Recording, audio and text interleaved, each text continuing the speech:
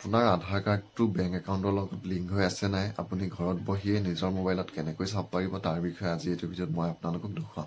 ইয়াৰ কাৰণে প্ৰথম আপোনালোকে নিজৰ মোবাইলতে ব্ৰাউজাৰ এটা খুলি ল'ব আৰু ব্ৰাউজাৰটো খুলি তাত চাৰ্চ কৰিব আধাৰ চিটিং। তো আধাৰ চিটিং বুলি চাৰ্চ কৰাৰ লগে লগে আপোনালোকৰ সন্মুখত এনেদৰে আহি যাব। তো ইয়াত যোনটো প্ৰথম my Aadhaar unique identification authority of India বুলি যোনটো আহিছে আপোনালোকে ইয়াত ক্লিক কৰিব আৰু ইয়াত ক্লিক কৰাৰ লগে লগে আপোনালোকৰ মাই আধাৰ যোনটো অফিচিয়েল ৱেবছাইট সেই ৱেবছাইটটো আপোনালোকৰ সন্মুখত এনেদৰে আহি যাব।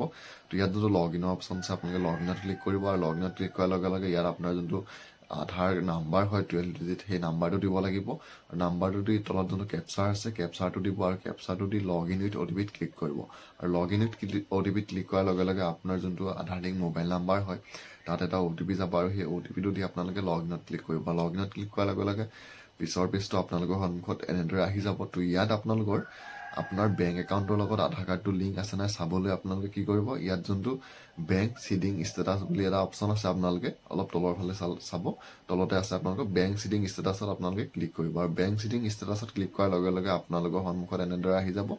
তো congratulation your Aadhaar bank mapping has been done. তো মোৰ এতিয়া যোনজন মানুহৰ মই আধাৰ কাৰ্ডৰ বেংক একাউণ্টৰ লিংক ষ্টেটাছটো চাই আছো তেওঁ যোনটো আধাৰ কাৰ্ড সেই আধাৰ কাৰ্ডটো লিংক আছে ইণ্ডিয়ান পোষ্ট পেমেণ্ট বেংকত আৰু বাকী কোনো বেংকত তেওঁ আধাৰ কাৰ্ডটো লিংক নাই আৰু ইয়াত বেংক চিডিং ষ্টেটাছটো এক্টিভ হৈ আছে।